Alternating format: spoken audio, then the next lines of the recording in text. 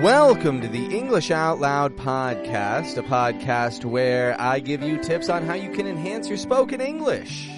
My name is Pat. I'm from Toronto, and I'm actually back up in Canada today. Normally, I'd be spending my time in Mexico, down in Mexico, but today I'm back up in Toronto. Well, not in Toronto, but outside of Toronto, a couple hours north of the city. But it's a lovely area. However, today we've got tornado warnings in the area. Tornado warnings. You don't want to mess around. When there are tornado warnings, you want to stay inside. And so that's what I'm doing.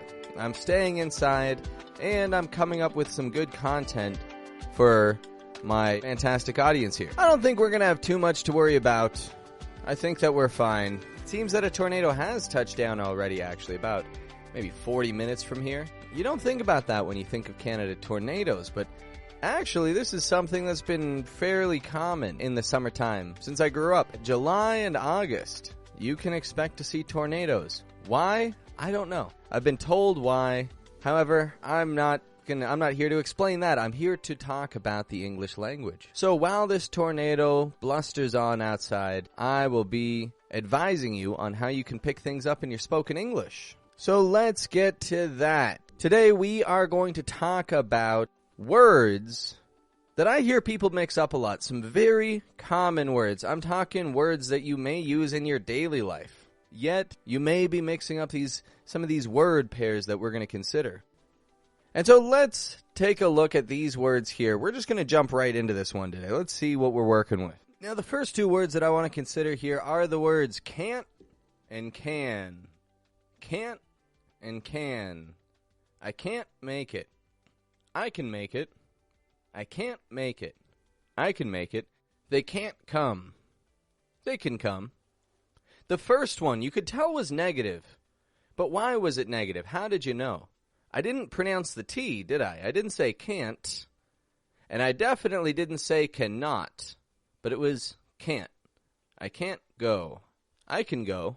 So what is going on here? Well, we make a stop T. Something that I talked about a few episodes ago. Stop consonants. And we make a stop T when we've got that NT combination at the end of a word. Can't. And the voice kind of raises up a little bit in pitch, doesn't it? And the N is cut short. Can't. They can't come. Or they can't do it. Now, when I say the positive, when I say can, if it's in the middle of a sentence, I'm often going to reduce it. I'm often going to make it sound like a kun. For example, they can go. They can do it. They can.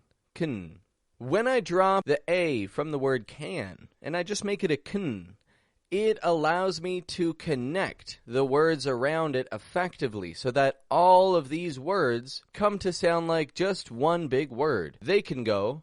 They can help. So those are the first two words that we're looking at there. Can't. We make a little pause at the end. We have a stop T.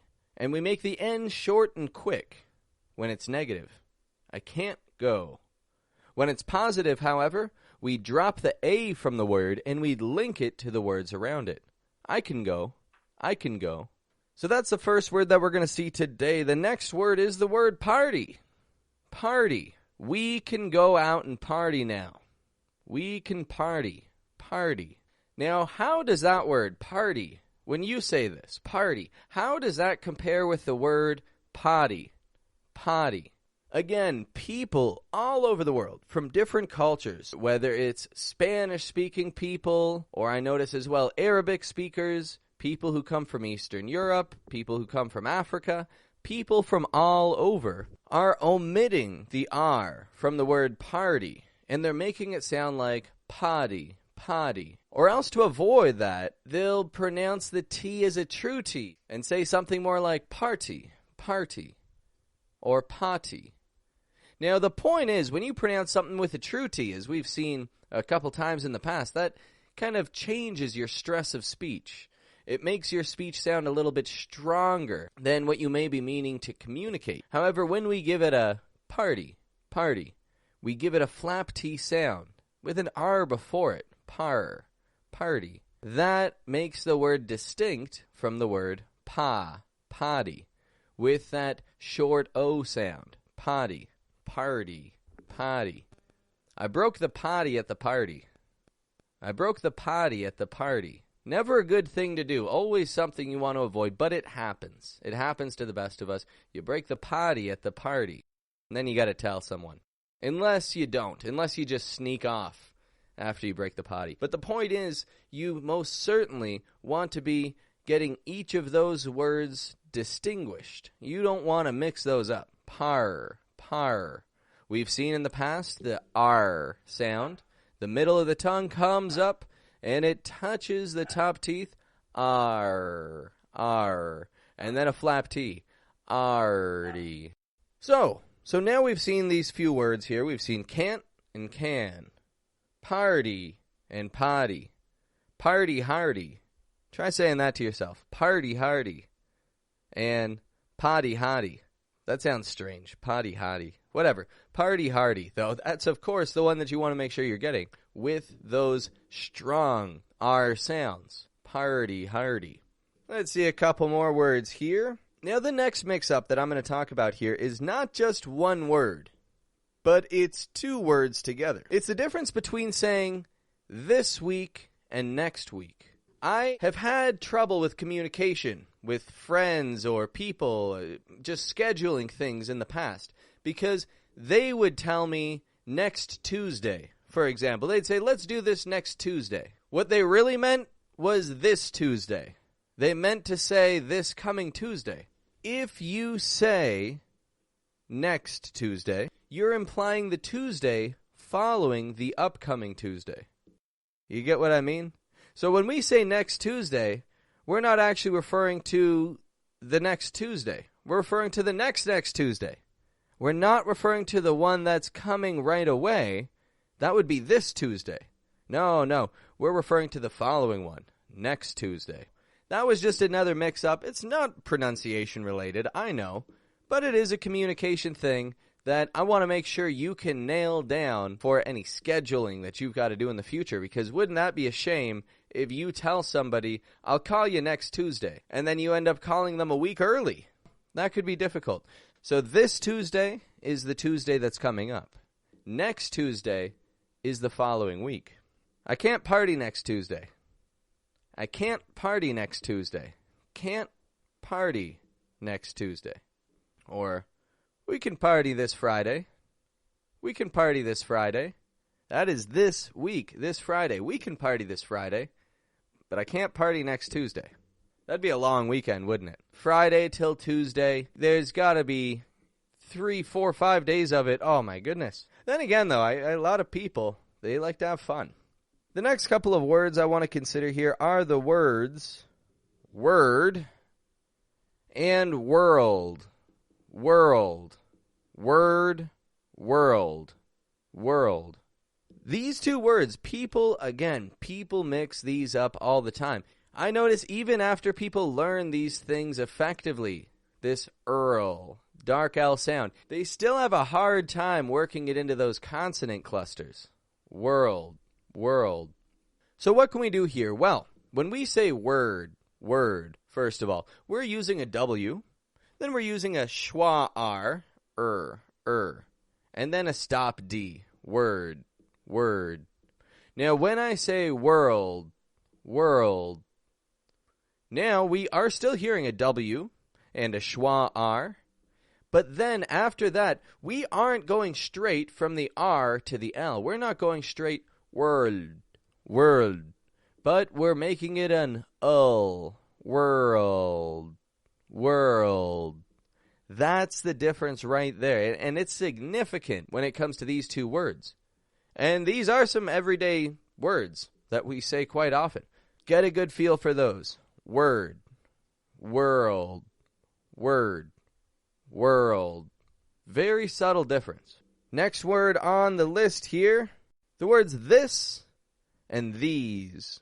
This, these. Now, if you have listened to my podcast episode number 19, then you know what the difference is between this and these. When we say the sound these, these, we're making a lot of pressure between the back of the tongue and the top teeth, the upper teeth. E, these.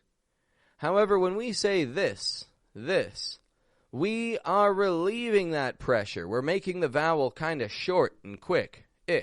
This, these, this, and these. Now, this is another one that, again, people all over the world, whether it's Spanish, whether your language is Mandarin, or whether you speak Telugu, there's a large possibility that you are mixing these up, that you're not distinguishing between them, between the I and E. I, E.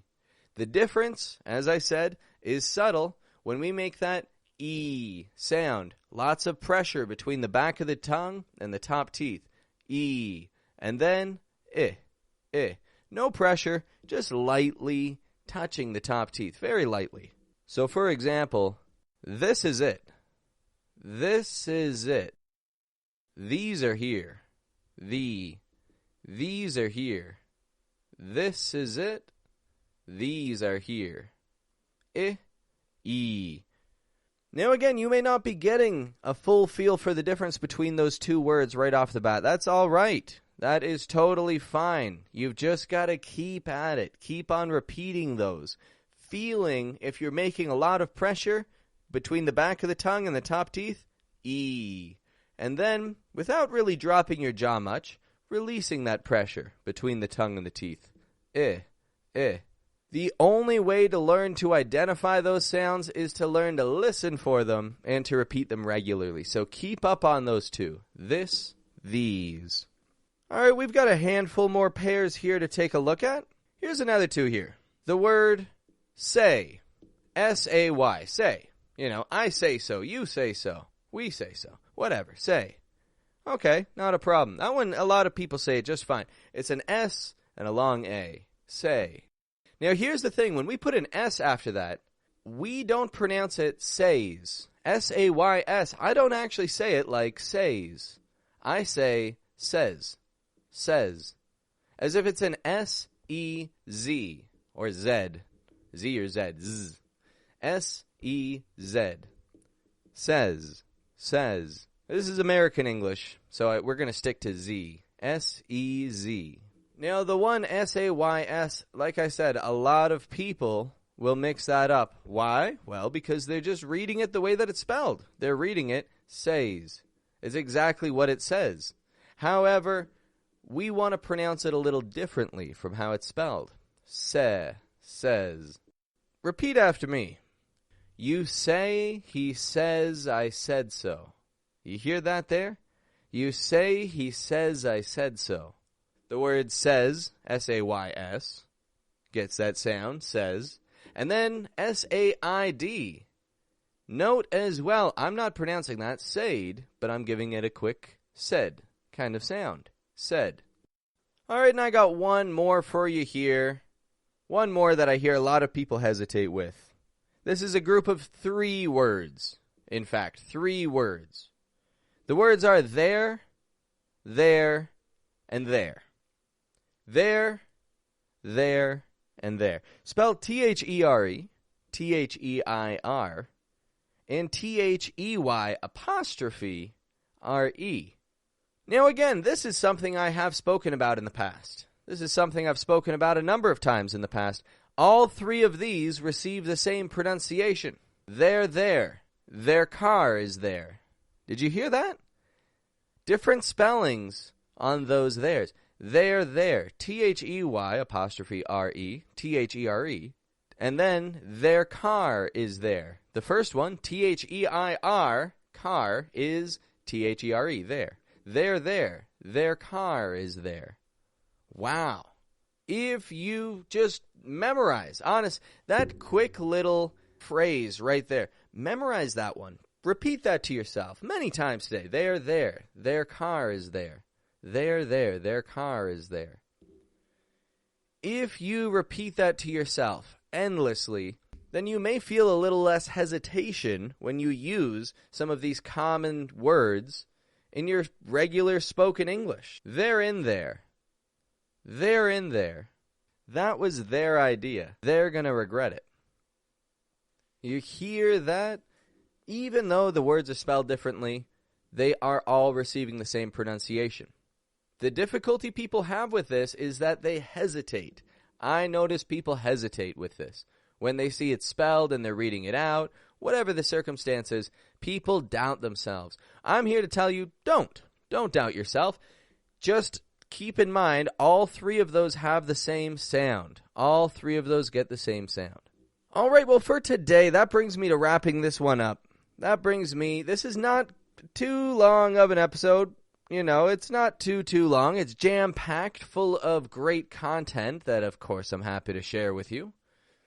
And I want you to enjoy it. I want you to be able to listen and enjoy, grab some popcorn. Well, I should have said that at the beginning, right? You should have grabbed some popcorn at the beginning. No, you shouldn't have, because then you couldn't have as easily repeated these things after me. So make sure that you're not eating popcorn while listening to these podcasts. That's my suggestion. It doesn't improve your ability to shadow.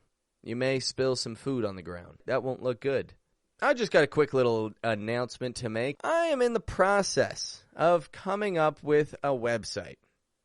What is this website going to have? Well, this website is going to have the ability for you to join in on some group classes. I want to make classes, maybe 4 to 6 or 7 people. Nothing too big. Small enough so that I can get to know everyone and so that I can really help you address your needs. So we've got group classes coming.